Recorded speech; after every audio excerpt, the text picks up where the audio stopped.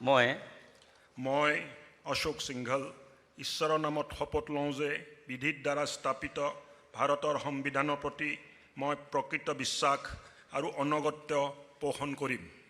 মই ভাৰতৰ সাৰ্বভৌমত্ব আৰু অখণ্ডতা অক্ষুণ্ণ ৰাখিম। মই অসমৰ এগৰাকী মন্ত্ৰী হিচাপে মোৰ কৰ্তব্য বিশ্বস্তাৰে আৰু শুদ্ধ অন্তঃকৰণেৰে সম্পাদন কৰিম আৰু মই ভয় বা পক্ষপাত অনুৰাগ বা বিদ্বেষ নোহোৱাকৈ সংবিধান আৰু আইন অনুসাৰে সকলো শ্ৰেণীৰ লোকৰ প্ৰতি ন্যায় আচৰণ কৰিম।